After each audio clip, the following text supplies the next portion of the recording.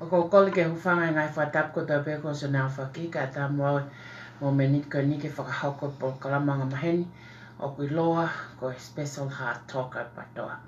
Ko talue ni hono malolo e po kalama ko ni ngai wike ko tupunga mo hono fie mao ke update hono studio i Stockton. O ki whai tāna ki hono ngahi nau nau. Kake, o to e hoko mai po kalama ko ni ke whai e ni ngawe ngā maheni kono wha mama whanua. Ka ki mua ia ko whetu ka wha malo ke tamai wani e ofa mo tauhi. Ka whiwhiri mana ko kone whai ma tek tau tolo tau au sia mai mo menit ko ni. O ko mo toka maali e pe apina pa ko tui. O ko i kai whatamaki hoko. Pa neongo e ngahi ongongo o hamai. Me kau tangata eiki na na hoko. Ko popo lai ke whine eiki ko ni. Pea mua au i po kalama ko ni. Neongo ia o kulawa peke tokanga kina. Ngahi mea ko ia e wheitu tau ta. Ko ia o ko kole ke talangata e te kita whai ki tō mamawat ka tā muau. Ai mo menit ko ni ke whakahoko e po kalama ko ni. Ko ia ko whia whamalo ka te mo tolko tō ape. Na mo kau mai hono teo teo e po kalama ko ni. Ko tui ko taimia ni o whia mao. Au pito he kakai ke nau iloi. Ngahi mea ko toa pe hoko e whanua mo ngahi hala whanonga ko toa pe talu me hoko haka e pureanga ko ni. Pea mo i whainga kakai mnau tatake whanua i he mo meniti ko ni tau iai pa koutui. O kai ke sola taha ke polokalama ko ni. A te whai hok tūku inga tā ke lava ke uhanga o whai wha polokalama ko ni. I relei taha te umala au sia. Ko ia ko whamalo ka te motona motokon mai ko whamalo ke kau takilotu. Kau whai whekau o ko aho whakahiri aho pe. A ngai pōpō mo ngai whesi whola ko mai. Te lau tohi ai white motua ko ni ke ne tataki. A ngahi ngā ue kulawa ke ne hanga whakahoko. Ke langa hake whanua tu pō mo ho eiki mo tau tolo hono kātoa whoki. O kai whoi ngai culture ai whanua. Talo no whakatoka mai mi tuai. Whainga ta ake toe erito ko ia me mafu e tonga kotokotoa pe. Ko ia o ko tui o to tonu ke tau whai o tau. Pea mo tau ngahi hala whanonga. O ko tui o to tonu ke tau whai ngahi ngau whapoit kare o tau mo tau hala whanonga. O ko osi ane awhi ia. Ko ane awhi ko e o hoko pe ko e maka whakamanatu ke tau mo ui. O hoko pe ko landmark ke tau ako me iai. O to tonu au pito ke tau whai e tau tolo tuha mo tau pea mo e ngahi mo meniti ko ni o tau au tau whanonga e ho tau ngahi generation ni mo tau ngahi tō tangata tau tolu. Kai ke? E kai te to e lawe fuoloa ka tuku mua. Ke u lawa te asenita pa me iai. Te whailewa whi polokalama. Pako ne osko ia e whailewa malolo. Te teo ke whanonga ki San Francisco. Ko polokalama ko ni u whai me Seattle. Pako whia ke whakahoko polokalama ko ni me Seattle. Neongo o kui kai ke ko hak whaitu uen, pia neongo o kui kai ke whia whaitu te ilohen. Ka kumalawa pe ke whakahoko polokalama ko ni he ngahi mea ngāue o kulawa provide ke whakahoko aki. Ko ia te ulawa te whai asenita pa me iai lewa te ukamata. Ko asenita e pōni o pehe ko i kai mui e pole a ngā ke palani ngāue o ko whakamo oni huafa ke ane a whio i Appropriation Act. E ne osi ko ni te ulawa lewa ke tok whama ala. Ko ngā ulaki ko pacheti ko palani ngāue. Ko pacheti ko palani ngāue. Ko ngā wā ko no a resources o palani ngāue. Ko no a resources o palani ngāue. Hange ko ia mūlawe ilo i. Ko pacheti ko tauni na deficit ia. O deficit ia. Pea te ulawa ke talanoa ki ai. E kia te au ka deficit ia o kai ke makatuunga ia moni mea. O matuunga ia me hulu mo whakawale vale. O tae toka ngā i resources e whanua i kuonga whainga tā ko ni. Ko ngā tolu ko hono abuse pe whakaangai. Ko hono abuse mo whakaaungai halai. Ngahi mawhai e palani ngāue. Ko hono abuse mo no whakaaungai halai o e mawhai e palani ngāue. Ko ngā tolu lewa ko ola o kumau e palani ngāue. Ko ola o kumau e palani ngāue. O kumau e palani ngāue o hala hono makatuunga. Peko ngahi taters o tupunga me iai fo e palani ngāue ko ia ngai nunua, ngai hala, o whaui he ngai he kau teu palani o kui ko risk management. Ai au toki tangutu ai kau whai palani o toki analyze o risk kotoa pe e lava malava hoko ia fo i ngā aue ki nau hanga prepare ai solution ki ai pe ko prepare hala whanonga te nau whipaki mo ia e taimi te nau whitaulaki ai mo foi palpale mako ia pa te talanoa ki ai. Ko ngani mā ko nunua o kutu ulu kia whanua tupu me tai mui ke palani ngā aue. Pea whai ngā palani ngā aue pe he palani ngā aue a kita pe toko taha i he e te pesinolo pe ko te palani ngā aue to family pe ko palani ngā aue a sias pe ko palani ngā aue a kau ngā mea pe ko palani ngā aue a whai ngā society ngahi nunua e tō ki ai ai ngahi organisation ko ia o kai ke follow e ngai palani ngā aue. Pe te ulawe ke konga si iai he poni pa te ulahi talanoa au pito pehe i he foi palani ngā aue. He ko foi palani ngā aue ka inga whanua ka au kui ai ha whafofonga te toki lawe ki ai ko palani ngā aue ko mea mahu inga au pito ia ke whakahoko he candidate whare aria ko tope. Ko ose ngai taimia o na ua te taramai teu alo ai e teu alo koloia. Ka au na ua ka te koko e keha na palani ngā aue pa te talanoa lahi ki ngai makatunga ko tope te mohanga o whiri ako mo kau candidate i e whiawhini.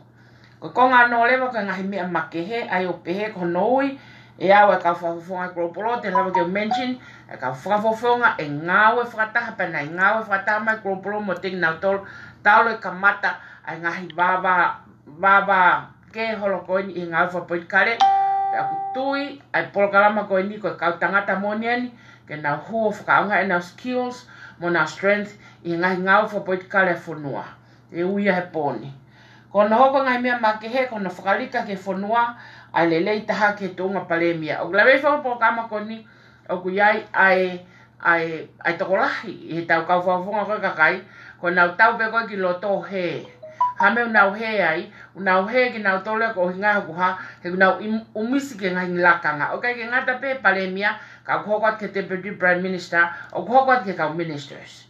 So te talanoa au pito ki ai, mo kakai kuna ostau ke ki hono whai ngawe ko ia koe lelei tahaia e kau whakafofonga o amanaki ke nau whiri whale alea ke tau wafe ke tau ni taha i November wafe wa taha. Ko hono whakamui ko polokalama whakatau ape patoa kropolo mo tongi tupe.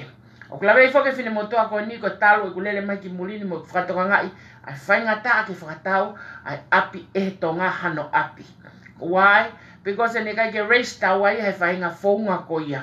Ne kai ke a koe ka te tau ai oua whakamo ua hulu he kowe ta kretiti. Ai oua ngau ake ta panke wha vale ka lawa ke tupu. E koe uhinga koe taimi koe whakatau whale o mai ai ngai palanis ko toa pe me ngai tapa ko toa pe e the financial and economic growth and economic development a kita pesnolo o mai a whakamau i a kia kita e ngahi panke komesiale ko e kautu marie pe ku te tau ke te lava whakatau ha whare pe i kai. Ko ia na e whatonga e whinimutoa ko ni ai palopale mai tonga pa na ne whaole wa whapolkalama ke lava ke ne hanga o whakawhare i ha toko ni manoa pe ka successful e toko ni manoa ko ni mo palani ngāwe ko ia pa te hoko atu a ngai ngāwe ka atoa ke lava ke hanga whakawhare i a ka kai ka atoa pe o kumwhunua ua o nau he mai ke whunua muri o ta tau pe i Amerikani pe i New Zealand, pe i Australia. Kai ke, o mahalo ko e ngata angai fo i asenita ke poni, kai tuku mua ke uwhai haki talanoa talateu, ko saia mau pe he talanoa whakatata. Pako ukole atu ka teki mautol ko tape whanau agrisimo, hai ofai agrisimo, hai fua, o kunau saia ya agrisimo. Ka tuke tau talanoa whakatata ke mahino, he koe palopale malahi au pito o koko, talo e malolo ata mai o iko ni. Koe tuia whini motua koe ni nai osi mo oni be misiona agrisiba ne malolo. Na ikai ke toi tuia whini motua ko, koe ke tuia whini motua ko ni, na e toi ha misiona agris ke whakahoko. O tuia uia, pia pako iloi lele e au koe malolo agrisi, na lava lele hono hala whanonga, e mei tau e whango fulu, na ne whakahoko ai a ene ngāu whapoit kare. Ta koe taha, ai foi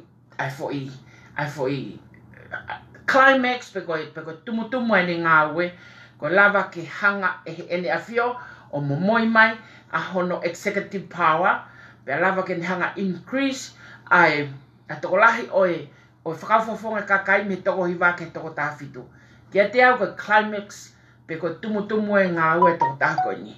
Pe kia te au na lava lele he toko he tāko ni o he toko tāko ni o mai kātoa e whanua mo ne whakaamu kia ngai visone ma mo ne whakaamu kia ngai palani ngā ue he koe ngā ue tangata ko ni na ne whai na ne palani hoko aho pe ai ne ngā ue whapoitkare.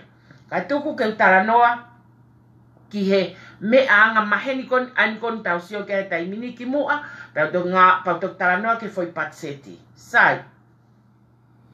Ia ngā ue kone a akirisi na lava ki hanga he tui o fuaki mahano mawhai. Ko ku tala noa koni ka inga whanua ke lava ke mo iloi mo mahino ke te ki mo tolu. He kwai kakai a oksayanga mateni a siaosi. O kwai kakai a oksayanga siaosi a mateni. O kwai kakai a kona mea whakapesinolo pēr na wai tua i kai. O kwai ka na mea whakapesinolo a na wai tua. He koiongo public fika ki naua. Koiongo whakafofonga ki naua o ki whalukunga kakai. Ke whare o kwa rea ia lao, pia mo budget, mo palani ngā ua e whanua, ki he priority, mo best interest, ai kakai kotoa pia kuna wahenga, kuna iho na wahenga. Sai. Hanga e koe ko kulau na o mai akirise ngai ngā ua e katoa o mai ki revolution e whakahoko e waf maono, ne whakahoko he kakai e whanua revolution ko ia. Ne ongo gui he tautolo he whaha i koe taha gui koe patutu. Pea ui taramai na taututu anoko alofa. Pa na tau haa koe anga pia whainga lea ai ke tau ita. Pa mo whangaki rea koe ko ui pia koe whangaki mahaki kiri. Whangaki mahaki kiri ku veri pepa vaku. Ai whangaki rea koe taramai koe kau patutu tautolo pa na taututu anoko alofa. O ko ui pia koe whangaki whawai koe koe whangaki veri pehe kiri. Koe ka mea ke tau fulo tokanga ki tautolo ki ai. Kana e whai he whanua revolution i he wafe maono. Pa koe revolution koe ni nai ha. Na i kai ke talamai tu pounima koe patutu. Kana e talamai tu pounima o kuha. O mo oni hono kakai o toton ke ha. O toton ke momoia tu ai ha. Momoia tu aho executive power. He kuako kakai ho whanua ke naulava whakalele whanua. Koe mea nei whakahoko i he wafe maono e he kakai e whanua e nau ta e fie maari e ke whainga whakalele pure anga nei whakahoko i taimi ko ia pa hei kai te toi lawe au ki ai e nau si whakama opo mai a kirisia ki tautolo o tuku mai ke taimi na ne malolo ai. Sai, o se revolution ko e whanua he uwhai mamani katoa ai ngahi revolution lalahi hoko tau ta mate pa toki hoko hai ke pure ka kotonga na e vela nuku alofa pe na e mofi ai pa ko revolution ia ke te au. Sai, e ne lava koe for revolution ni na haulewa tu i koe ni tu ponima o ne hanga lewa mo moi maha no executive power ka te tautoro. Ko ena, mo wofiri ho mo palemia, na me iai e hanga he palemia firi no kamunista. Pea ko ena, ko mo hiki hako mo toko lahi o toko taha fitu. Sai, ko e hae mea na e o tau whai he malolo a grisi. Koe hae mea au whai e kakai. Koe hae mea au whai, pa koe ki o toka ngau pe koe koa timi koe. Pe koe ki o toka ngau koe peki koe pe koe paka. Pe koe ki o toka ngau pe o kuke independent. Koe ki o toka ngau kia.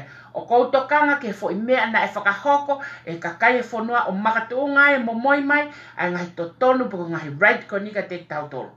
Kia deo ko whakatatai au ka hafu eka acres of lands pe koe ngai fu kele lalahi pa ku hanga he tamatuina ni hanga momoi mai ai eka whangeau pe koe eka tahawhe pe koe eka nimangeau na ni hanga momoi mai ka te tautolo hono katoa.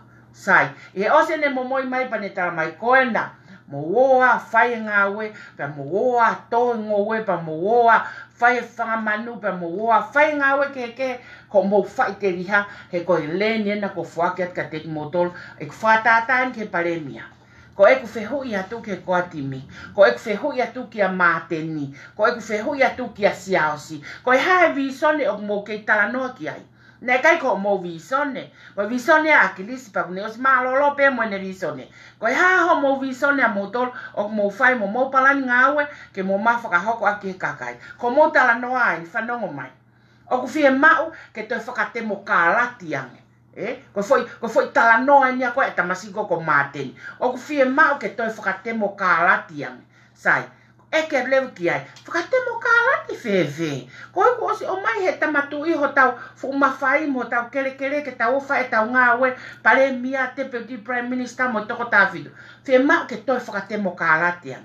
pa kono eke atu whakatemo kārati whewhe o ku whia mau ke whiri kakai kau no pere o ku mōsio ke whakarieria o ku create ke wālau e whanua ko e whakarieria ia o e whakarieria ia o create ko ia ke wālau e whanua sai mo toi hae foi mea taha o ku whia mau ke ririu e foi lao e ono ai koe na whakahuka lava ke whakalele lelei ai whanua o ku mōsio ke momoi mai e tahawhe pe atu koe tahawhe he ene awhio o ku toi viviri atu peke o mai ai tahawhe koe he ene awhio o mo behe ko hakakai o poto, o mo behe ko hakakai o taisi o kita, o mo behe ko hakakai te nau take whanua, o mo behe ko hakakai o nau lata ke merino mo mahama i kai. He i kai te mo o mai o whai e whahinga ngāu e tae uhinga mo tae huni ko ia i he kuonga mama ko ini. O si mo moi mai ne awhio, Koina mo ngai fu kele whatata ke palemia mo kau whafonga kakai mo wo whai ake a ngāue mo wo kume ake a mo wo whakalere ake whonua o ku lava e mateni o ku lava e siaosi o ku lava e kuatimi o whai ake a ngāue hala atata he oku ha he wikai ke ha parani ngāue a whakafofonga whalearea o ku hala atata a kau whafonga whalearea mo a parani ngāue ko nau mea peo whai koe ha ko yo pe angi moi mo yo pe kopi mo yo pe hana fainga mea o fai hala ta ke yai ha taha i kau fa fonga falea pe a kai ke ma ak o wa ke palemia o ku ya ne palan ngau ko hai wa ne palan ngau ko hai o ku yai ne palan ngau e lolo tongani o ku mo sio ke successful pa o ku veke kakai pe o ku fie kakai pe o ku to ulu atu ai ngai ekonomika ke fonua ko ya ko fe ai whanua o ku veke pe ku ia palani ngāue e ka whakafofonga ko ia. Ko whē mō tāmai. I kai ko wawao. I kai ko wawao o ku ia palani ngāue ai kau whakafofonga ko ia.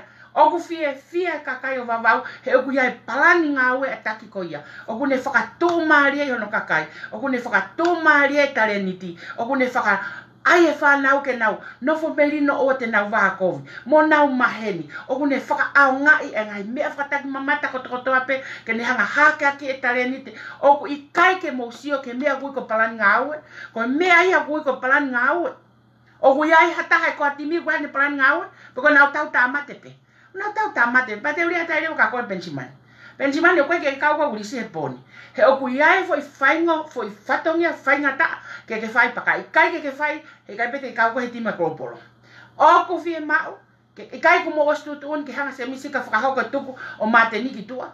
I kai koe ke lava se misika pa koni ku hoko ato mo tutuni, ka i kai ke whakahoko se misika tutuni koni, i he ahon pe koe moni te pe eha, e tuki tua se misika. I kai ku hoko mea na kurea ke ai me te wani pe, and who the hell ai whangaki ngutu kai ke nau iloi ha mea o na woma polau noa ia pe ataloa ko kau street lena pe ko ke nau ilo ha mea who are they o na woma ke tau longoa ai i kai ko toki whai he ko atimi e tutun to tonu e taimin ka koha ko folo ai makari atu atirila mo kropolo i fe ia i he waha noa o i kai to e whai hasi o maka teki moutolo pe koe mea ia o mou nofa tau fe ia koe ke kropolo he koe kropolo pe koe ne palani ngāue ko kropolo pe koe ne first priority pe masiva koe kropolo pe koe ne hangalanga hake masiva koe kropolo pe koe ne palani ngāue all of you guys koe ha koe o mai ke whenga ke ha, ke whakapiti mai pe hosi koe a akirisi ke mo ke ieka mai pe ai. Tala noa visone pe, pea koe visone ke ha ke whiri e tau tole kau no pere. Wai o mo mau whakotua whainga mōwha politikare pe he, ke tau whainga tā ia pa ke tau nofo wākovi ai, ke tau hanga whakotua tā lao ke whakafoki mai ngai mawhai koe. Ke whakafoki mai hono lava o tau ngāue lerei aki, ai mawhai na e whaki mai ka te tau tolu, whaki mai mawhai ka te tau tolu pa tau mai ta toha. Mo he pe, tata o pe pilo. He koe ui ngā koe ha, o kulota mātenia ke angeki ai.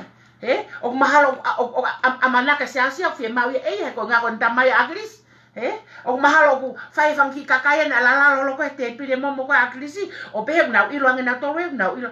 Ka oku tau ilo e palani ngāwe me he ha. Me kakai unau whakahoko ngāwe. O kui kai ke tau ilo e tato e palani ngāwe me ha. Me pla ke. Sio ke palani ngāwe mate ni ke toi whakatemo karate ange ke ha. Ke tau whiri kau whakafofonga no pere. Puwaka o fu. O ko lea hanga tonu atka te koe. Puaka o fu. Pe koe ke waihaga ka nopere. E ko ne waihaga pe ha nopere. O au ki nea fio te ule awia. Tuku e hau ku halai. Ko e tau mea ai au totonu ke whai ko tau kau taki mo tau kau nopere. Ko e talat ke ha. Le at ke nea fio ku hala mea koe. E fia nea fio e talatu ku hala mea koe. Pa neong e pe mai u ha mua. Talatu ke ai u hala. Talat ke nopere ko tuko tai ofa pa tuko tila. Pe koe o mai o hiki nus pe pa mo tala u nau ha. Whaka piko mo nau ha. O ha mea koe ke lava le at ke nopere. Ka ke hao ke li liu e lao e whanua ke whiri e kakai kau nopere ke whai e longo a. I kai ko mouto e whenga ke tau to e whoki o lue he futao e whanoa na lue mai au mouta mai. Ke tau to e lue mai fufoi hala whanonga koia. Ko hai e to e whi e whoki ki isi pite mo e kau koane. Ke to e tutu, ke moreha mo ui, ke to e tāmate. Hiri angi koia osi o mai mawhai. Ha mea wiki ngau e ake mawhai koia. O mai mawhai a tatao. Ko tata au ke ha maten, pia ke hao o alo whai ake ngā aue, a me a kone a swaki mai. Ka ke whi mari, roto pe ke ala te tamai mata wha i koe taha. Pa koe te o pehe au ia o nau sai, nau hanga na tō whakalakalasi anga tau nofo. Ka koe te o tui au ke whakalakalasi ko ia. Ka o i kai ke tui ke mea kui koe whai e mea ke nonofo wa kovi. O ko whehi e hai whai e mea ke nonofo wa kovi. Osi o mai, ho tau inasi. Whai aki ia. Hao o whai aki hangawe. U hinga ia na kutua ia o kai ke utoi whakaongongo. Ko e kutala noa koni ke mou whanongo mai ki ai.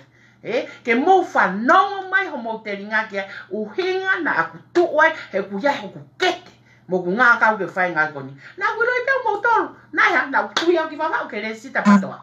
He nai fuoloa kaila ke ai ke re sita patoa. Hamene ke mou lava re sita. Whawhaho mo ahu he wheriri fia aki pēa teki mo tolu, mo takta pisi pēa whakasioi, pe ko haite ne maue, ko haite ne maue, ko haite ne maue. Ko haina ne siofe whanua. Ka pau na mo siofe whanua, na e wholoha mo le sita patoa. Pēha, toki taua wawau o le sita patoa pēha. Pēha mo makari lewa ki taofi, he uhinga he hoko e wakovi. Ko hai e wakovi, ko hai me te mo lawai. Ko hai e wakovi, pa ko hai me te mo lawai. O ka pau he le sita patoa. O kulolo tonga tari ai komiti ke na hanga whaka ilo whoever. Na ne alu o ta ofi mea koe ni me hele ipa. Pēha, hao e patoa kropolo, sio takai patoa kropolo, e o se iwe kakai me murini hono, mo wo mai pio eva hao mo lau mano. Tala mai e. Pēha pehe, no. Hei kai ke pehe, kua pau ke ha, ke whakatū maria ia murini. He koe tu Maria murini e ha, e tu Maria tonga. Ka oua na ha, na amo kaki he pia fe, amo kaki he, he e hange koe ha, he e hange koe tau po ovare. Alua teu e ne lolo, alua teu e ne lolo. Hao e tau po ovare mo e ne tae teu, ke toi wawai atu e si he, pa e si hena. Koe uhinga ia mea ne ta ofi ai. Ta ofi e ku ngā uwha po i kare kai ha. Ta ofi mo special hat toka ke tupe ka whea ke ne whaia kai ha. Ka hu mai ki tua oha. O whai ngā ue whaka ekonomika he oku iai e palani ngā ue. Ka ui kai kata politikare au ia. But I have an economic plan. Development ke wanga langa ke whanua. But te uranga e whanua koe ne kou talaka te moto. Oku mou tui, oku iai ha business, na e toko whakatū pen, na e toki whakatū pen, i he mahina pē tolu, ko ne ala ke million and demand now. Do you believe? Oku lava ha taha whai ngā ue ko ia. I kai, oku whai pē ha taha oku iai no taleniti mo skills, na e mai o tua. E kai ke lava e mo tolo whai ngā ue ko ia. E kai te mo lava mo tolo whai ngā ue ko ia. Pea oe si o kovi mai ka au. Oa se ko mai ka piketi he kai ke lava e maten fa mea pe pa kai ko ne mea pe na fai ko ai ke tau nof va ko ai ke tau fire no pere ke tau nof va ko pa ai ke lili we lao ke to o mai ma fai a ene afia o kune puke o te ke ai ha mea fai a ke ma fai na wat o mai o mo si ko ne mea pe na fai o mo tu to ton ke tau muy ha ka kai pe he mo ka kai ko ga na plan ngau no tu e ko na wo mai le ko na mai ha O mai lewa whakaseti mai I misi ko agrisi. Whakaseti mai I misi ko agrisi. Ai tau e whanau ko na osi. Lua e tangata ko ia. Ke tau to e lua e foi tau e whanau ko ia. I kai. Ko taimi ke tau tu o ngawe. Ake mawhaina o mai ka te tau tolu. Ke tau whawhanga aki ki tau tolu. Ai mea ko whai ko e au. Mo eke mai ka taha tong tupe. Ko nau tala noa pe tirila mani. Ko te au guri hole guare ti guri o se au ngofulu. O ke iri holo pe te au ia. Mani tirila ko pesi au fon pe he wike taha. Mani tirila ko ke te fesio ke tola taha mo tola nima. Mani ko mea kui ko langa mo kai I he mea o kute mau e oto nima. Aki a palani ngawe. Mani tirila te mau fare kai te mau ulava faie. Mani tirila ko mau tol ko mau mea lele fo. Mani tirila ko mau fa na ko na fiefia. Ko mea kui ko palani ngau. Ko whakatuma rea ka kai fonua ke nga. Ke langa fonua. Ko mea ia mo koi ke tamatui. Ka ukai ke sio mai tamatui o mo ngawe ake mawhai ko na waka te motol. Pe a koe tala mai pene tamatui e mea koi. Kala atata o ate mawhai ka te motol ke whai ake langa fonua. Hala atata. Kai ha. O ange peke toi whakake peke ki mea ko kei toi. Ko ki mea ko iau hangea ko lau anuku. Na e tawhea e toto pa na e lingia e toto lahi au pito. Mo e miri sino. O mona nuku iai. And you guys like to go back there? Te mo tau ta mate? Kai ko mo o mai ke kakai fonua ke nau tau ta mate kwa ke mo lava whai a mea. He wika ke mo la mo to whai mea pe homo own self. Ki homo own self. Ko e ku whenga ian ke uhanga whakama ala ai ngahi visone loloto o kei tala noa I. Ko ngahi visone ko ia une whakatupunga a nofo waha kovi ko tau whonua pe au taim ke taofi. Taofi e ui kai ko temo kārati a nge iau pe I kai. O hala au pito ia. Taofi au pito. Kai ke he ko fumawhana I he tala teo e polo kalama he poni. Ka kouwhi e mau ke tala noa ka teki moutolo. Ai ngahi mea mga hala whanonga o ha mai. He oku totonu ke ha, na e fuoloa pe e kusio ako ilo e mea ko ni mei fuoloa. Pea o kou toa ke tu whamakatu o ke lea aki peo o ke taimini. O sia te whangaki ngutu he ke. Alu atu e pako lau mai e pako alu atu e whai mai lau ko fe fine kai ha ko fe fine ha ko fe fine ha. Kona kune ave mea whana agrisi iyo. O kou to o iau e koe ngawe agrisi koe ngawe ke whanua. O koe ke ngawe mono family. O koe ke ola tato o mai ha property a agrisi. Pe te o tato o mai ha bleka si o agrisi no. O kou aluato ato o mai e ngawe na ngatai ke whakahoko ke ha ke lava whawhanga e whanua. Kai tuku hano ai whanua ke mga kovi ko motolpe o benefiti ai. Ko mo o mai pe malanga I aviso ne loloto pa ka motolpe o mo tanguti wharearea o vahelalahi ai. Kai ha, kasi kunima pe kakai mo kai hamu peke masima. O ku ikai ke utua firma o ke peke masima hata hai tonga. He ku lahi anoa pe ai silini ai tuku hawa e whanua ke whawhanga ki. Ka o ku ikai ke iai hatangata tonu e tene whau. Ha palani ngā ue ke mo ia whanua. Ko mea e koko, pe koe poni te uhanga talatu. Ai tangata kogu ne poto he whau palani ke langa whanua. Te talatu he poni. Kai ke fu mawhana tala teu, ka tau whoki ke whoi kamataki. Tau whoki ke kamataki. Ka tau whoi asenita. Ka whoi asenita ka aen kone tok os e pula watu. O kui kai mui mui pure anga ke palani ngā ue o whaka. O whamoni hua whakoi ki ai e ni awhio. Sai, ka kai whanua, ko te teu e pacheti I he tāu ke tāu. O mousio, o kutala mai na e alua hai o ave ai pacheti he osi hono feti peiti aki ave ke ne afio. Ko ne ave ko ia koe ke ne afio, pa ko taimi ko whamo onia ne afio approve ke ngawe afu pacheti ko ia, pe a kuire vai ko Appropriation Act, ko lao ia.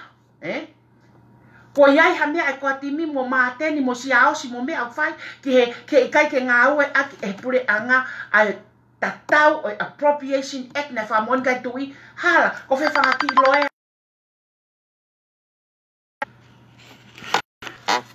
Mo ofa mai o whai polo kalama. Tuko e tā messenger mai tō masi o whanoa hau whai polo kalama. Dang! Tahine, toka ngai ho lue holo pe he holo. Jesus.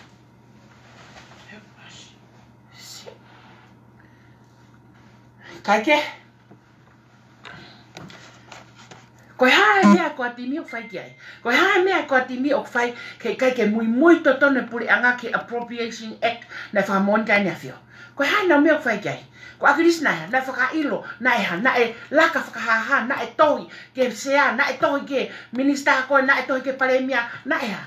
Ko whai e taha mea pehe hala. Hala tata. Pako na woma tala no e visone, na ulawa put into action, a visone hala. I kai hala ta mea ta. Opu i kai mui e pure anga koe niki Appropriation Act na nau hanga whakapasi wharearea. Opu i kai ke nau mui ki ai. Oku mau lao, ka au lawa whakailo kai. Koe hau kai ka stomach. Hala kete. Ta e kete katoa. Ko whewhanga ki loea whare i ka te motolu. Lau e tohi lau ke osi. Lau from page to page. Lau e koni stutone. Lau e mea katokotoa pe. Paka pau tono no e lau e whanua. Whakotu e lau ko ia ke lawa ke kakato. Ka au nau whai hala tata. Hala. Pea ea. Hanga e he kau abuser. He koe kau taki koe pure angai taimini koe kau abuser. Na woman abuser long time ago. Now they are financial abuser. They are abuser, all of them. Ai minister paanga ai sa mi wai pulu na ne taho no whakasuwa mo ki whewhine na almoi. Ai pohi watu o ne toa, ai kaureka na ne hanga abuse. Ai pohi, ai tevita na ave mau na e turi he ne ala he tapuange mo tahine koe a papilua foliaki. All of them, they are abuser. They abuse women and they abuse financial and they abuse the money. They are all abuser. Ai ka kai ka toko na take fonua. Ka koe hae mea si mate ni whaike.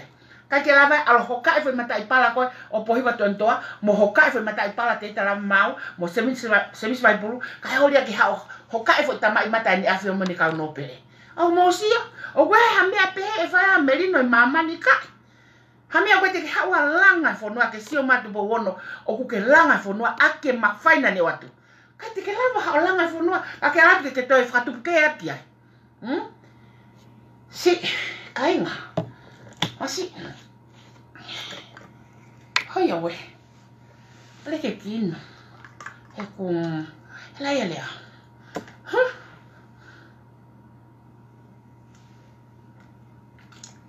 Kai ke lawa whai ake ngawe ma whai koe le os o mai.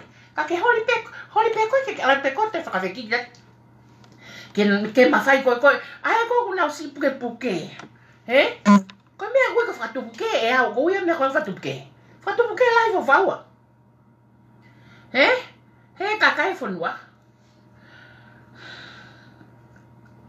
Koe konga ulaki koe pacheti koe palani ngā ue. He? Atu ke paranoa ke konga ulaki koe pacheti koe palani ngā ue.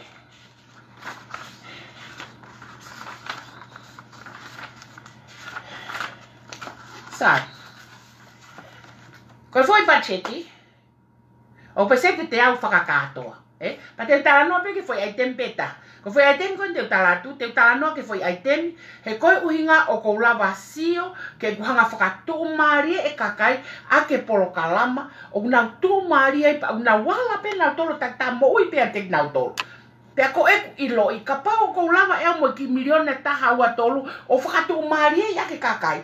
Fe funi mangea milione a koe i e pacheti. Sai. Ko tau pacheti o peheni. Pesete o no wha, he? Ko foi pacheti whakaluku fua ko revenue ko tana ke pureanga e tauni. O whiunga mo paanga ni mangea valuhiva po ni ono miliona. Ni ma valuhiva po ni ono miliona. Sai. Ko peseti e ono wha o e nima valuhiva po ni ono. Pesete o no wha ai ko e silinia o kumau me he recurrent at atape. Sai. Ko recurrent eni. Ko paanga o kumau me tute ko lahi tahaia, mo paanga o kumau me CD ko lahi taha aginaua, mo paanga o kumau me tukuhau me ngahi direct tax ko ni okto o ko me kau employees, ko paanga ko ya, pe mo paanga o kumau me he ngahi tukuhau o tana ki ke whare koloa, ko ngahi tax katoa ko pure anga o tana ki o whiunga mo pesete o no wha. Ko si hivi ata ia o ai, hivi ata masiwa. Pesete o no wha. Aia ko riunga ake pesete o no wha, a nima valuhiva po inyono. Mo riunga o mo calculator. Ke mo sio he paanga O ku tānaki e pure anga, i e foi tau whakapaanga pe koe ni, pe koe mahina pe koe tahaua, o nauhanga tānaki, ai foi tewhito i silini koe ni, ke whai ake aia, ke whai ake ngai ngāwe mai koe ka kia taua. Ka oku lava hono ngāwe mai aka kia taua, i kai, launga whare mahake kaune se COVID he hala tatake a kofnima, oku ngā launga whare mahake he osi ai mea, he ose fo ia kau, o launga kau public toilet, he kai ka public toilet ke fu ngawe akfefe, o nau launga kau ngawe whapureanga he tuai vaenga, o ku mopehe, o ku work, o ku ngawe, ai silini o tau tānaki ka te tau ai kai, o ku ikai ke ngawe, silini o tau tānaki ka te tau, ka kohai o ngawe ki ai, o ku ngawe hala aki e he pure anga ko ni o whakatatau ke mea pe ko nau roto ki ai. Ko hae mea o whaikai kua timi. Pe ko hae mea o whaikai he toenga kau whakafofonga e kakai o nau i roto i pureanga. Ko hae mea o whaikai e kakai o kau no pere. Ko hae ho mou mea o ku whai ke mea koe ni. Hae ho mou mea o ku whai ke silini ko e ni o ku ikai ke lawai o whakaanga i lelei ke best interest e kakai. Liunga ke pesete ono wha ai nima ngea walu hiwa po nyono. Ko budget ko ya.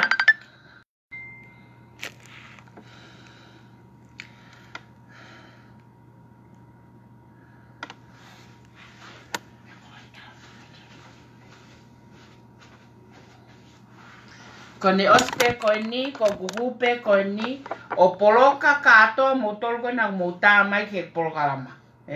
Ko ne ospe ko ni ko guhupe o ligo kitua. Ke ona ke toi potoko e sio ke mea grow polo. Mo eke hifu ka tek moutol. O ku mou sio, o ku lava pure anga o ngawe ake papa pa anga ko ia pesete ono fa o ni mangeau po ni. Ni mangeau valuhiva po ni ono miliona ke tau best interest ika. Ko ki Tayes Brine kon Amerikani. Ko ki kau kum fonua uan ko Amerikani. Ko ian me Hawaii, fai mai Texas, Salt Lake, fai mai San Francisco, Seattle, Portland, na tolu ene o tātana ke tilila, o mao, ai whanga ki seniti, o kua o miliona, o kou whakatu umaria ia ki nau tolu. O teu ke whai kumi whare e toko ni manoa. O ku iai ngai kakai ko nau mea lere fo ou. O ku iai ngai kakai ko nau lori ngawe fo ou. O ku iai ngai kakai ko nau taulani fo ou. O ku iai ngai kakai ko fone nau ngai panke. Teu ke hako nau whanau. Ko ki I mea isi ia o kou mao. I only have a few $1 million. But them they have fiha. O ku langi au e miliona nau mao. O nau whakatu maria I ha single person kai. O nau whakatu maria I ha family I kai. O ku sai e hala hange ko yanga mae ni. Mo ngai hala ngai. Fonua kaunga api hala. Fefe fale mahaki I kai. Fefe polisi. Ange he drugs mo IC tonga. O ku mo pehe u nau follow. I he palani ngā oe mo patset whakamata lerei. Ko hau ko ui au ai fu patseti ko whakamata lerei whakawhaitoka.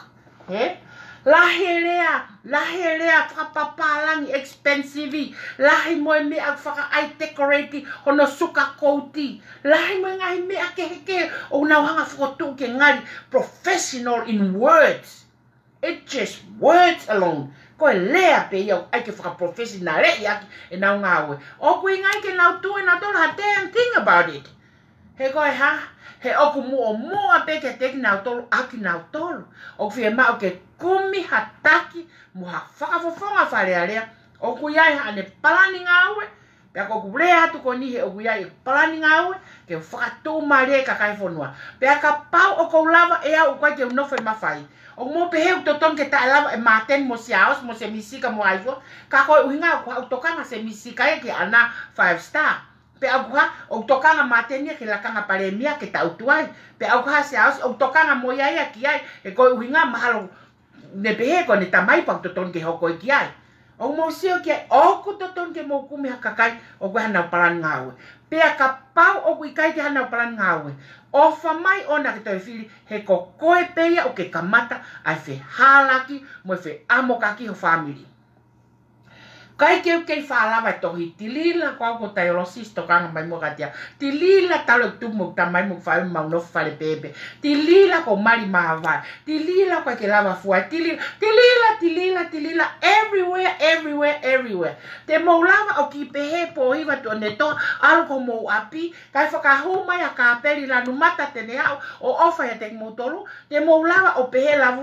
Alo mo vale kaka. Kai whakahuma seri o kune whai ngawe. Te ke lava o pehe sami vai pul almo api kai huma tom fate ne lava alera babau te mo lava o pehe novema paga pau he kai ke mo lava pehe novema pau te to imana te ha me mo pe kai ho mo me na mo hanga ngawe kai ho fili fale ale ka kai tai ofa kai ho fili fale ale ko voti ke kakai ko ka na palan ngawe alpo itia because he ko na ke anga kai pawa ke kakai ko ne abuse kakai fe vine anga pawa ke kakai ne abuse fonua anga pawa ke kakai una hanga abuse ko ka palan ngawe you gave them that power why you to magatilila why you to make kropolo ke pehe why you to ta hora ko le pehe hiri ko ya o sia fu ni manga valu hiva miliona o tahanga tana ki e ta o ko fe unga anoa ke langa ki motol ka o ku ha o ku mo ke file ka kai ko kana palan ngawe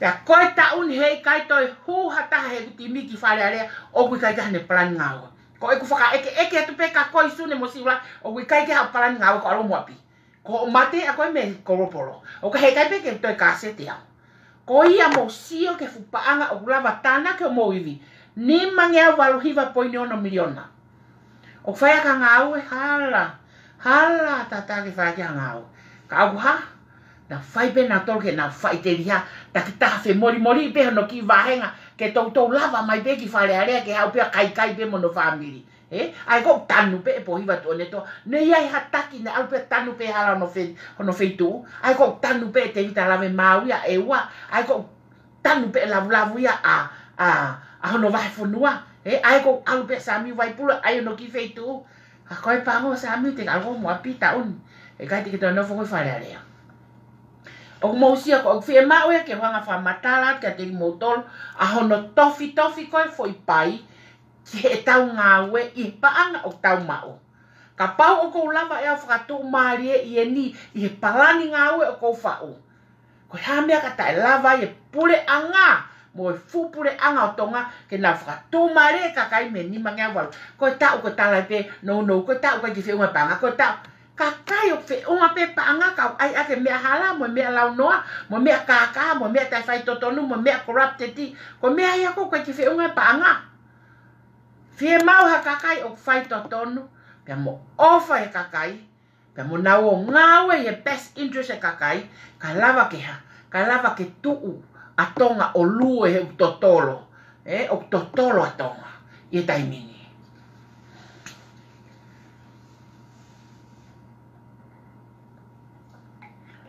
Pia koe pacheti ko foi palan ngawe, pacheti ta uni ko whakamata re rei whakawhai toka.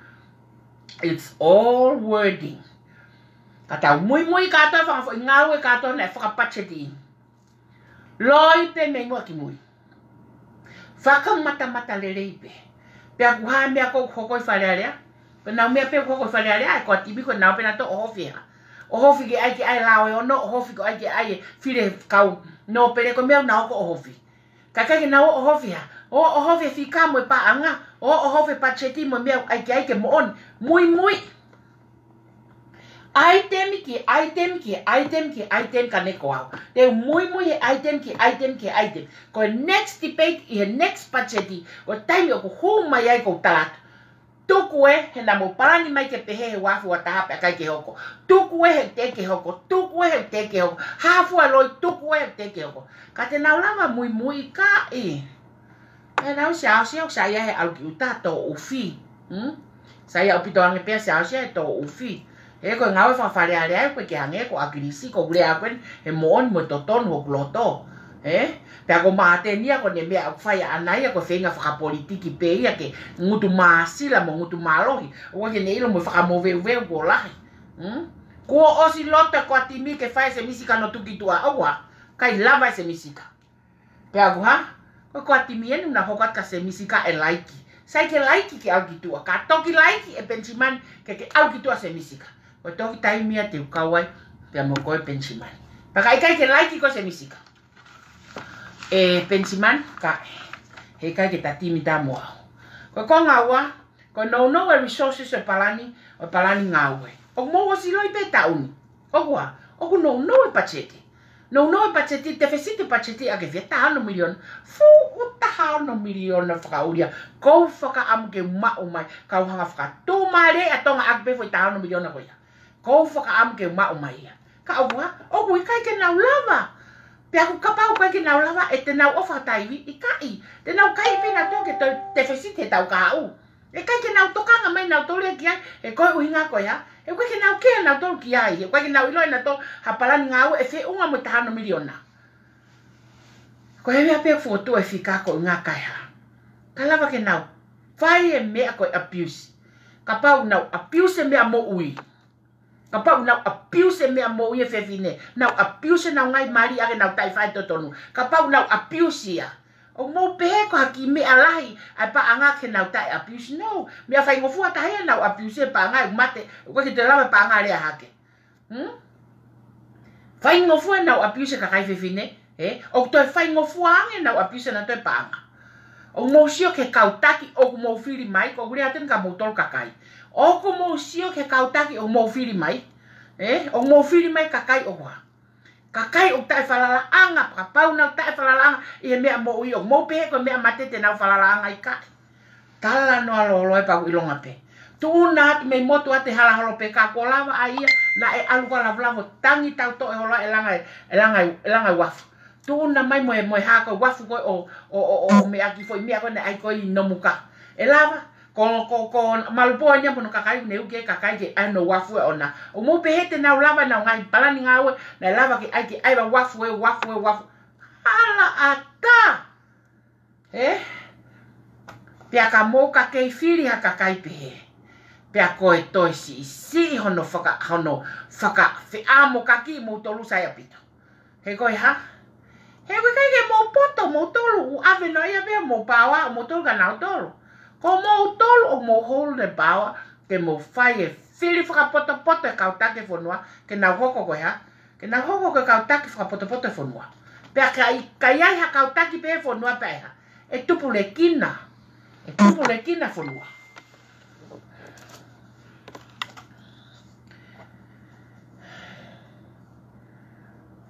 Ko konga whaa koe ola, o ku mau e palani ngā ue, o ku hala mga makatuunga. O ku mau sio ki ai, Ko ngai palani ngā ue una whakahoko koe, ko whakahoko pe palani ngā ue ko ai ke whakawhainga tā ia, ngai palani ngā ue ko polomo e patoa, ko te grea fok ki tau tolu ko patoa, pa ku tau tolu, tau lalaka atu, tau whiemau ke te mo kālati whakaawhuri o tau whonua. Ko te mo kālati ke toi whaka te mo kālati ang ea koe mateni, ko ne hori anai ke na nao mai, ai foi ko ngapai koe a king, moi foi ko ngapai koe koe a no pere. Whekau ke alu whai foi tau tā mate ko ia ke ne lava whai foi mea ko ia. O wana ke hao whao e ule kakai ke nau nofu mo weu, i he mea e lava ve tau tolo liriu, he ko os o mai mawhai, whawhanga ai kakai ake mawhai nai o mai. Ko hea ue ke lava whawhanga kakai ake mawhai nai o mai. Kai ke, koe palani koe ola o palani ngā ue, o kui kai tupunga e makatuunga. Ae o whai e hai, ae o whai koe he kau pureanga koe taimini. O haware pe ai futi e mo fu polkara malotu. O mo pehe ko polkara malotu o afia sihova ko halotu ki halotu kai. Ko yo ave power religion to help them he na political move. Ko na me fai. He ko osi pe na lotu ko ha tanu ko to pe hala ko to pe na wanga tan halo vai pe o se makata afia. O mo pehe o ku kawalang I palan ngawe una fa ko I kai he ku roi wa o hala. Pea ua hanga he o tua o mai ua navu ake feitu ko toa pe na wanga tanu kea. Ke nau iloi pa nau sio ke, o nau foi mata o kua o ikai ke tari e natula e nau lotu kaka. Ha mea koko taimini ke lavu, Alo te fumisi ni toi lo totahi. Ngosio ke koe peke whangau, kai ke nau veri a ki nau tolu ke ai hop a lavu e ni kai haa, kai ke manga holope a lavu e ngai inis kere kere ko toa pe, ai ngā ue pure anga. Ngai inis kere kere ko toa pe koe pa anga manga holo a lavu. Hala ataha, tene lava ke ai ke whaka, ai e hopo lavu ke hoko, i e pure anga. He koe uinga koe a, koe kākai na nau te, teo palani ngā ue tae makatuunga. Nei kai ka teita te nau prepare e polkalama ngā ue na nau whakahoko. Koe nau mea peo whai koe ha, kākā. Pe ai lata pe kākā, ki he ha, ki he kākā, te na whelatani pe naua. He koe tā kanga ani motu mo makahonu, to kanga tahe mawhahi. E nau whetakai at koe na. Ko mea e kui ko palani ngā ue ta iaha makatuunga. Teu mo vete a te hala ko e, ta e tanua te hala ko e, mau atu e, tūna te mo uahe o tu motua ngā o whanai. Ave e fu umea ngā ue alavu ke tanu anki koa wawau taha no, ta ave ta e to tompi. Mosio? Ka koe lolo nei utu mo totonge kau ngā ue mo waka ko lolo mo utu koe whaihe. Whai he kakai. Whai he pacheti kone e kakai. Ai o tāna ki me tuku hau. Pea moe siti, pea moe whare koloa. O mō pehe. Kua kautaki lelei o nā whai ngā ue i kae. Kautaki kovi kātoa o nā whai ngā ue. I he pure anga i he taimini. Kua kautaki kovi. Whai te riha koe mo o whiri ho wahenga. Mo ho o whie ave ho o raiti. Whai te riha koe. He mahalo ko koe beo ke benefiti. Me taki koe kau mea koe e wikeni. Taki koe kau mea koe he lorotongani. Mahalo ko koe peo ke benefiti. Koe anga i tau sio koe toko lahi pa koe ia uha. Koe whakatemo kālati ange ia. Wakai pia ilo e māteni koe ne ki tawha aki o piripiri e whiriaka hea. Ka kikiwi pe. Ko whē whakatemo kālati ange. Koe mui ki hea maturity. Pe koe mui ko tae whiauna. Ko mui ke pehe ko koe pehia. He koe uhinga o ke sio kita o kukura. Uraki sio koe ke foi konga koe paite ke mau. Koe mea whairongoa a. Ko mo uraki sio ki he konga foi paite mou mau. Instead hono langa. Whonua ake ngai mawhaina e tukumaga te tautolo. Koia. Ko konga ni ma. Koe nunu au tuul ke whonua tupu.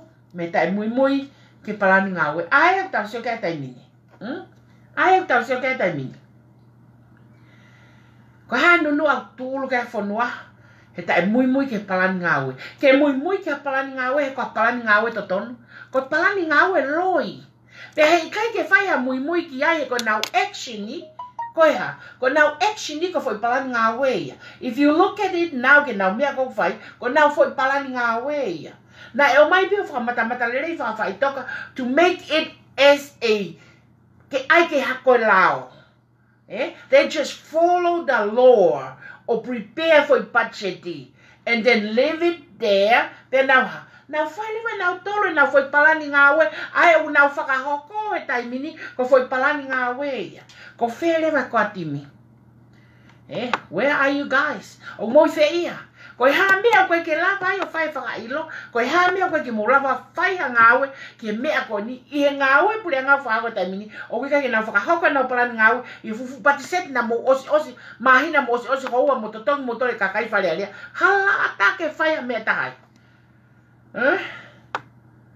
Kai mea ke lava whai ha mea tahai. Hala ata tape. Kai o mai pio tala mai ke kakai ke ha. Lahi ange tau solova palapale ma whakapesi nolo. Lahi ange tau solova a internal problems.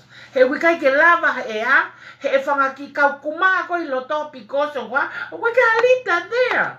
The leader is missing.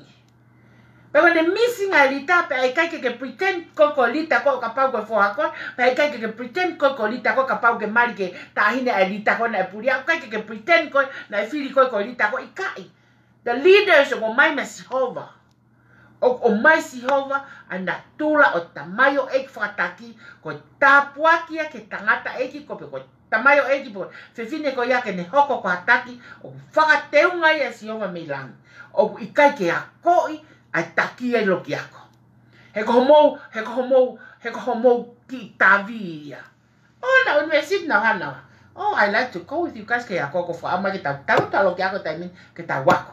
Que ta wako mo falau mai koko vale bako vale spela I need to sit in the classroom que tau aki yako mo muto te mo mui ulu pa ikutangi he ko tale ni ti na fuake ai na fuake silva na fuake mai na fuake mai kakai na uya na loto mo na ngaka mo off ke kakai Pea fuaki ke lahi tate ne ala lava. Ka oku i kai koe hako puke tu ke ai lahi tate ke ala lava.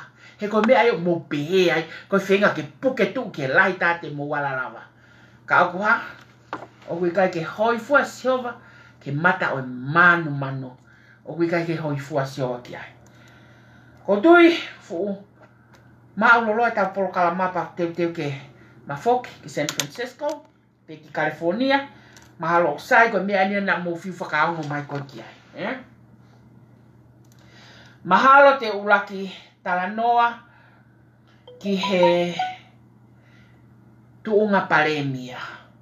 Ikai. Te ulaki lave ke foi polo kalama whakatau api. Ko whakatau api o kei toe o fie mau o kei toe ai toko taha ni matai mini. Pai he osipe polo kalama koe ni o au ki auhu ka aku ke fie kau e toko taha nima ko ia pa ke tohi mai. Pe ku iai ha kautama he kautama ko osi u fe whare ua sai ngofua ko loa ke tau kawa foi taha nima ko ini. Ko foi polo kalama ke whare o whakahoko pe ia i he taimini ki sune. Na kamata pe au nima e peleri ki sune o ku ngata pe ia i sune. Pako ne au koe ki sune ku lava mau he taha katoa e toko ni manoa ko ia e ne whaakilu walu mano. Lava lewa ke tau hanga whakatau o tau taki taha api burn. Ko whare brand new housing. Koe ka whare na e toki os whakariko a tāpea. Wari ta remodel pe renovate. No. Ko brand new housing. Ko whare for ON. Pa ko whakaamu na lava ke mukau mai ke tau kau wai ke lava ke hoko. Ai api ni manoa ko ia ko fuafua community tonga ia i Amerikani mo mamani o kunau api o ikai ke iai hanau mo ua ke whanua ko ia i he property nau whakatau. Ko palani ngā ue ia ai toko taha o koko ko taki. O ku iai ha palani ngā ue peha e pule anga ke ono kakai ala.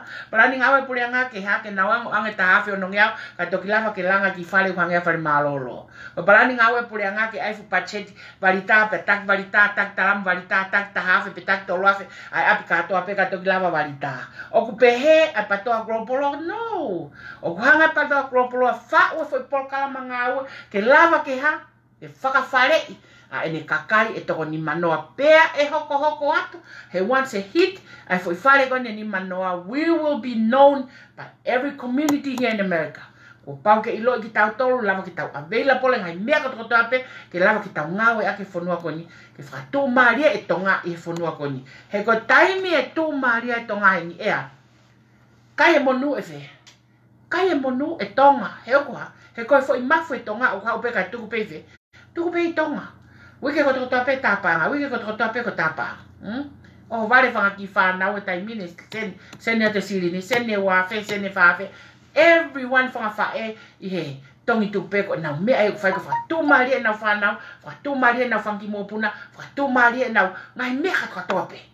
Fia tae an tatau kisio ki ai. Fia tae an tatau e kisio ki ai. I longa mo tolo mo fie kau he polo kalama. Langa whare koe ni. Mo kau mai ki ai he toi pe toko tahanima pia mapuni. Na e toki nau tāpuni a whalai te pa ko uingau kei toi toko tahanima. Pa ko fie mau ke kawa. Ai fo i toko ni manoa he kone fuafua tryen. Ke lava ke successful.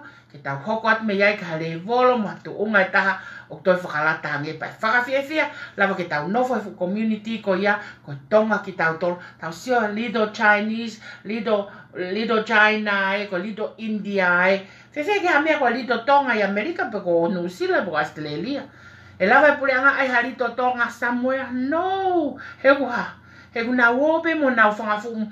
Kete ulau he no pere uloloto ange kete masiwa hata he loloto o si ofi pe ma nau tolo ai mea koto ape na wala ala faluku ai mea peko wala faluku e te tala mau ne faluku mea peko wala faluku sami vai puluku ne faluku pe hea po iwa tone toa whakafe vale loi pe kai faluku pe ala vlavu ia ko inga hau ha ko uhinga hau taktasio pe ka teia na fai ka hau atu ki no ko toa uia ai ke ai lewa taimini ko taimi Oia po hiva, e ta wha emaili pe ta wha tala noa pe ka kowhi au whunga. Pei ora hea pito. Ko e polo kalama, langa whare e patoa koro polo pe mo tong tupe. Sai. Ko e pale mia, La kanga pare mia ka kai fonua. I longa ha whakafofonga o i kai ke ne lava whai ha palani ngā aue, ma ai fonua whakalufua kai ke ne tawe ke hoko pare mia. Ko whiu ia te mo whai ke ka whakafofonga katoa pe. O ua nā whai ha mea kwa tāno aloi. Ka whupacheti ko tai mini ko mea kui ko whakamatamata rei whai toka. Ko talato e kulau e whupacheti o kata e kuloi tahu tohi ai fufu mo loi elo e ne whai takai o loko e loto hufanga whatapu. Ko whenga peke mata lele mo professionale. Ko me ai ka wako whai. FIN pe ki pe mo computer mo mea katoa koe. Alo tō tautu i office o whai pe tata interneti ki e moe. O ku hala atake lava implement ha foi action e ta. Ko tunga i ako koe tonga wau kei. They cannot implement anything. Ko e o mai pe me loki ako oha. Mai pe me loki ako tautu pe o sio i pe fukapanga ko koe pureanga ke lava whai aha vai lahi. Pea tau talanoa pe ke mea ko e lava whai ane vai lahi. Ka e ha, au ngā loa e pe masiwa. Teu ke mau whao e fukone na fute whanoa. Fute whanoa ko ia ko whakamole ke ai mahalo na me o vai ni mamano no mano. Ati ki tongana ke ni kamata e warehouse, ke lava ke mau ha, ke lava ke mau langa pe e mau tolu, aki pe fo iwi, na e o mai e tau a hau tu pou ni maka teki mau tolu, o te mau to e horiat mau to ke no pere ke mai e, pa ke horiat ke ahalao e ono. Mau langa ake iwi ngāwe ko se o mai. Ake ha mau whiri ha mau paremia, mua kau mau minister, e kai te nau hanga tau whi mau laisen for society, kau minister, e kai te nau hanga tau whi mau laisen koe, kau minister, e kai te nau hanga tau whi laisen koe, ka tuku mai ke mau langa e whanua, ake iwi ngawe, na e whaki mai ka teki mau tolu, kai lava ke ha, ke makake iho e masiwa ke olunga. Koe palani ngawe aki mau tolu, koe whiri mai ka kai o tau, ke nau ma tau te lao, moe whono kai ha, kai ngawe ka kai whanua. Lava pe whanua mo uye, hongo fulu mo i 1 miliona. Whakatu maare e pe whanua whakalufua. Kai lava ni mata e maa, mo loto tai whiauna, mo sio pe mi pe. Hei kai lava e kakai koia. Pe au nau leho nau mutu koe ke nau pehe, ka au whakafotunga mai nau ngawe, au nau pehe. Tanu pea talafo tanu pea ewa, tanu pea wawau tahao noia. Mo sio. Tala mai koe ke nau pehe, ka au nau whai pehe. Awe nau ngai mari he o ti e tai ma. Koe hafoi o holo mo ngai mari na nau ngai whapureanga. Nau ma nofu mao na apio foho mo wala mo. Tui ho mo wala ko mahae ke mo tui. Kai o mui holo ai koe o lot na mo lotu i whia. Ho mo whangakui na nau lotu. Te hilo. E te tawa o tatol kia ne whanga o kon ki nove mako. Talatu te hanga e au pio mo skin katoa ke mo. Ka mo tau ke mo hoko ko whakafofonga whare area pea mo hoko. Mo alfito to i peki loto. Sai. Te ui a ti mea kōporo he koutu i ko mea tari mai kia taha kato. Ka te ui a ti mea kōporo i he pō.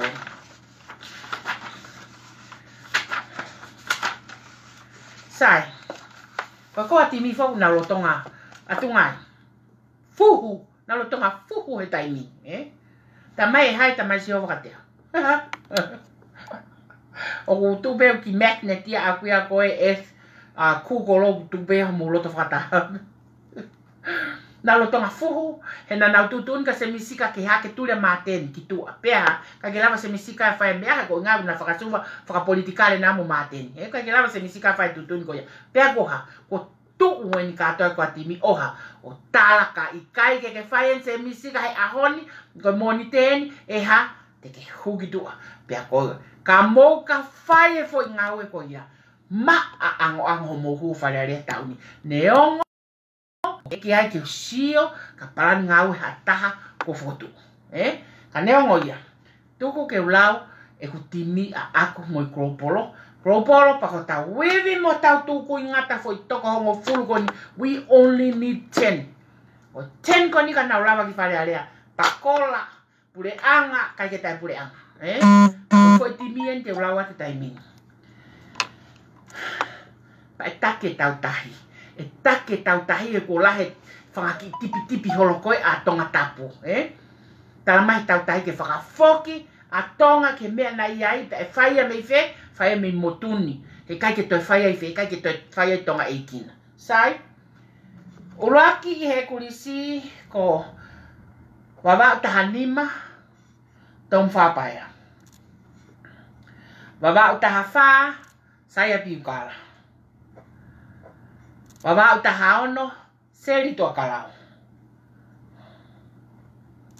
Hapai tahatolu vei vosa taka.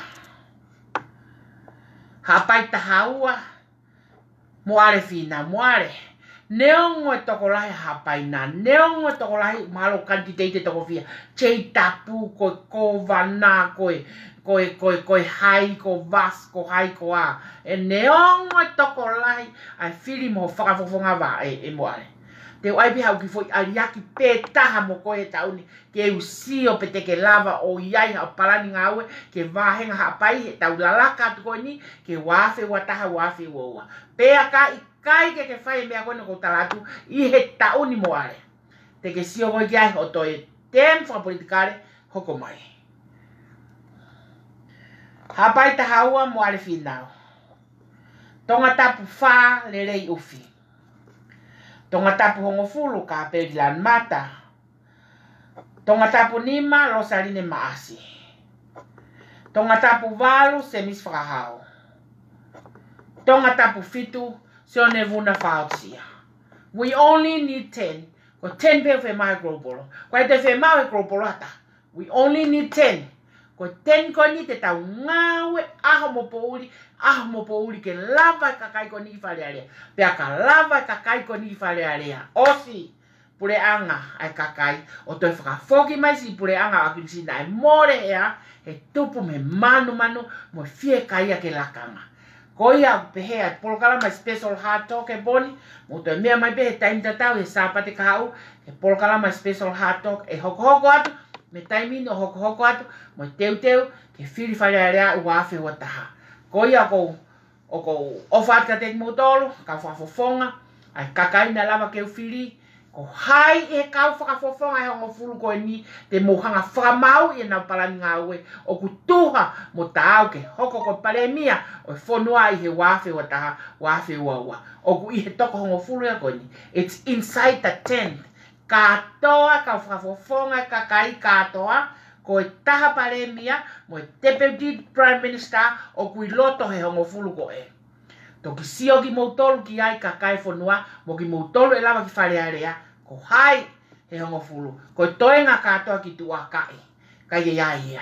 Hala ata tapa ko tala monuat ka koe lerei, o ke osipe ma vahe me ngawe kolopolo, o hala ata ke ai ha uri, ho ni ma i ngawe ke paanga, e mea na tau ngawe ki ai. Paka pau o ke whaipehe, i ngawe mo kakai, o kui kai ki a whakatua tamaki, ka ke tautu i he tepire o minister paanga i he tauni ko uhi ngā koe ngawe mai kakai ko talamonu lahi atu ko tahaya foi lakanga foi whakafofonga ko loto ke topa ko lelei whahenga mea te tokoni te mau tokoni a te kolopoloka te koe whakaafofa o pehege a te koe lan mata o ko usio peo ke ki mahamanga holo ho vae te ke whenga rewa ke whakama opo mai ho vae ke tau ngawe i he vave taha ke lava ke tau sio ko vahenga mo ngai ngawe o vahenga ke langa ki mua. Kai ke o talamonuat ka te motolo ka whafofonga kolopolo se one muna whaotsia neongo o ku mahamahaki ka koe mahamahaki a laione. Tuku peia ke haupeo tau tu pehe se ahe koe laione o ku irifia ki ai taha katoa pe tene lava whai e mea katoa pe i tua i whare i olunga i lalfonua tene ke i lava pe o whai e mea katoa pe koe mahamahaki a laione koe tok more pe ne moui pe a tok more. O ia ko ofa te teki motolo hono katoa whatawanga na mo mao ha mea mi special hard talk e poni te ke hoko atu no whai ngawe ko ni he kahau ke lava ke o atu hangahi ilo mo ngahi mama ke lava ke whai ako mo whiri e taimi tawa usia November. Ofa te teki motolo and good night everyone. Bye.